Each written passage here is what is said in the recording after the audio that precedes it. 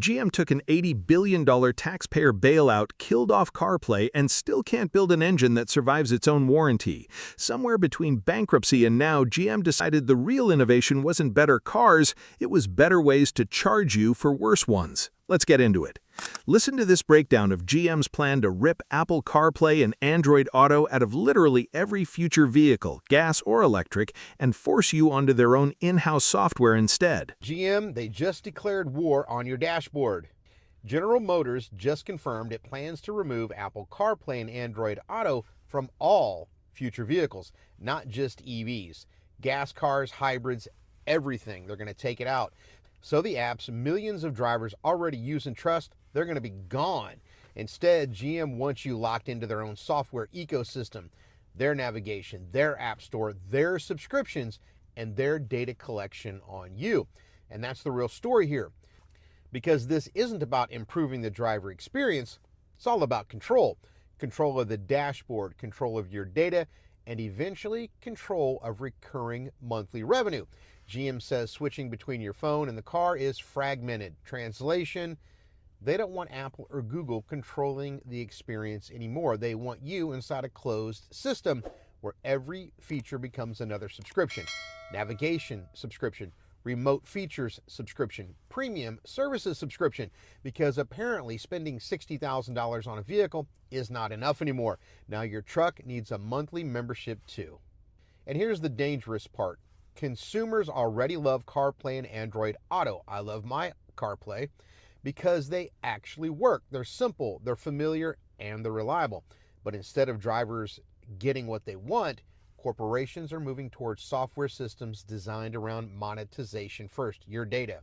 Convenience is going to be second. Calling it fragmented while quietly building a system designed for subscriptions is corporate speak for we want your data and your wallet. This feels like it's going to end badly. General Motors CFO just told Automotive News that subscriptions are going to, quote, fundamentally transform their business. The removal of CarPlay in GM vehicles to be replaced with their own paywalled software, for example, isn't new news. But the way that they're ramping up this next phase feels like one of those historic mistakes we're going to look back on and point as at the exact moment where things went in the wrong direction.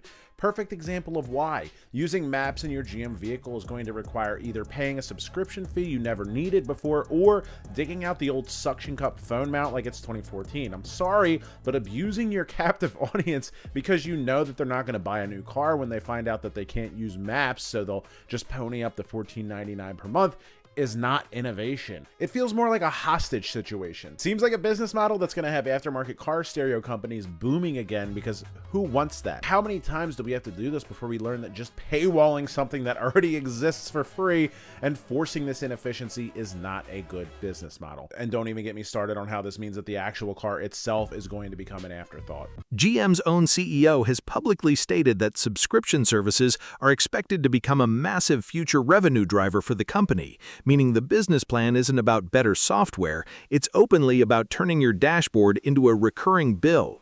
Listen to this guy absolutely lose his patience explaining how GM wants your card on file for a free OnStar trial you never asked to extend. Well, don't know how many of these videos I gotta do. Sorry for cussing all the time, but hell, you can't never not cuss because GM's doing some shit. So not only are we not getting credit for our own stars, and the reason why we're not getting credit for our own stars is because they are making it mandatory for you to put your debit or credit card on file for OnStar services that you get for 3 to 8 years for free anyway. Well, by the time your debit card, you put it on file, your debit card, by the time it renews, it already be expired. So I don't know what you're doing, GM. You're already getting into our pocketbooks. You're trying to get into our personal information. You're already vehicle tracking us. You're already selling us out. So what more do you damn want with this OnStar shit? It used to be a one blue button call. Now you got to do the app, you got to do this, that, and the third. And if you don't do anything in between, but you do everything else, you don't get credit for it. And now we got to tell our customers that you are putting the card on file.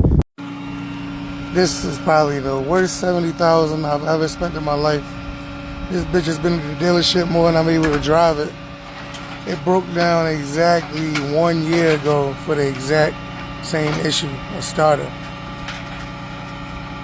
If you ever looking at buying these newer GM trucks, definitely do your research, because if I had to do it again, I would have left this bitch at the dealership.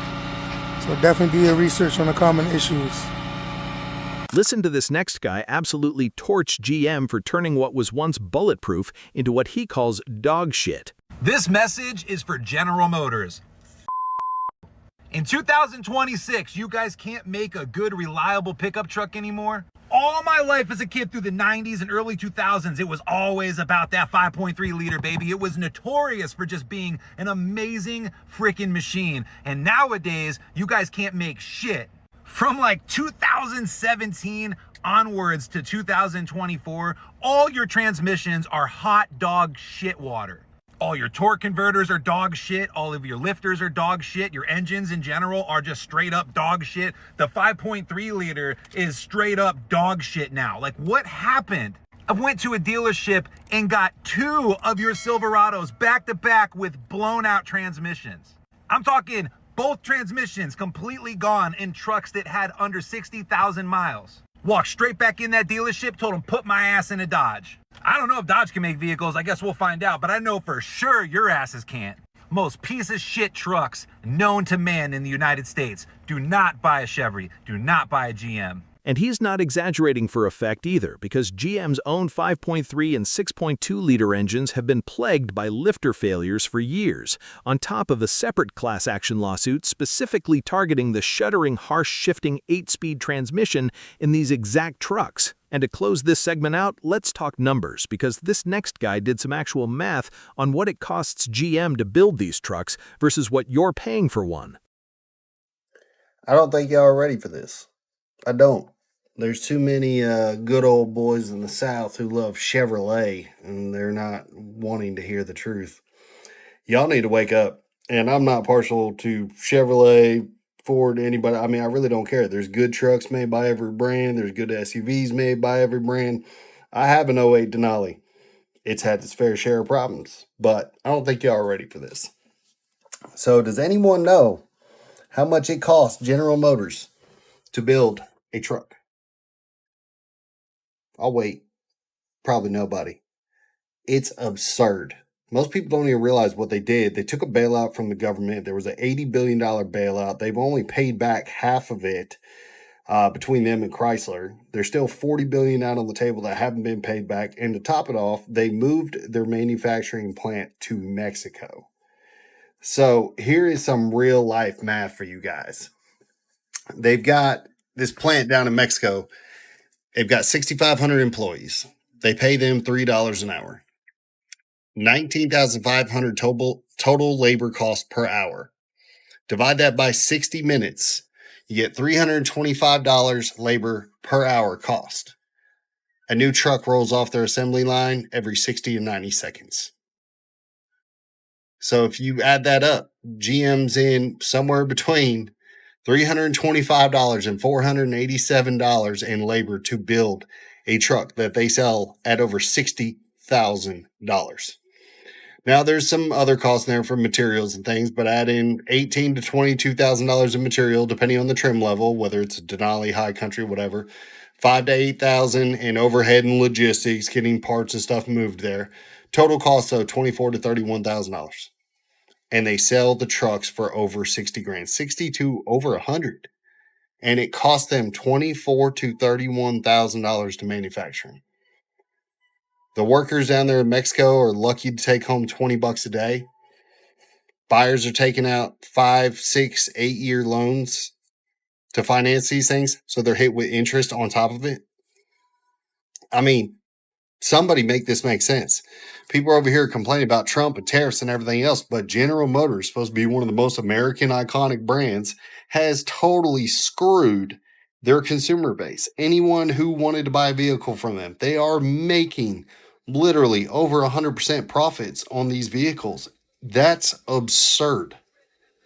Please, America, make this make sense, because the math ain't mathing. GM really did take an $80 billion taxpayer bailout back in 2009, which makes it especially infuriating to hear that the same company is now posting some of the industry's fattest profit margins on trucks built with recalled engines and lawsuit-worthy transmissions.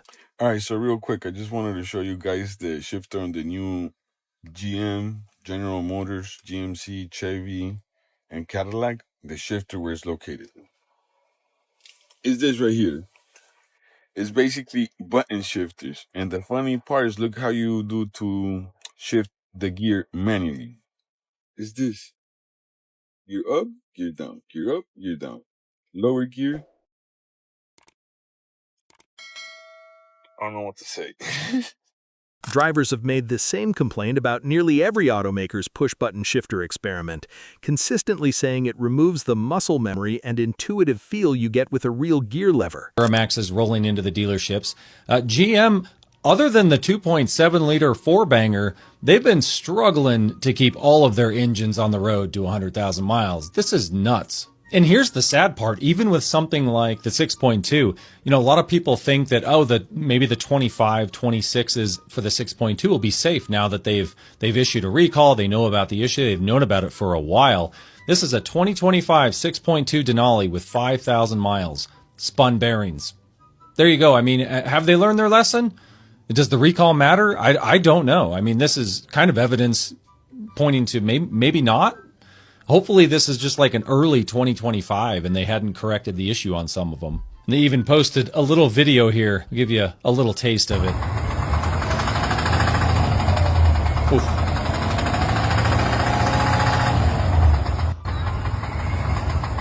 Oh yeah, I gotta shut that off. That's horrible. And here's another guy. This guy posted this photo of a 3.0 Duramax rolling in, getting towed into the dealership as he's waiting for his 6.2 liter to get the new engine. And then he proceeded to take photos of all of the GM trucks that were lined up for new engines. Come on, GM. I thought the GM transmission issue was bad, but when you stack their engine issues on top of it, it's a total no-go for me. And here's some more evidence that I'm finding that, hey, maybe these 3.0 Duramaxes, at least the newer versions. Now let's hear from actual owners living through this in real time. Because listen to this Yukon buyer who's barely had her brand new SUV a few weeks, and it's already spent more time getting towed than driven. Buyer beware, if you are considering getting a GM product, please, for the love of God, stop. Don't do it. I bought a brand new 2026 Yukon AT4 Ultimate on December 29th of 2025. That vehicle has been in the shop for 3 times. It's currently still there. It has an engine light on and is misfiring, has multiple engine codes.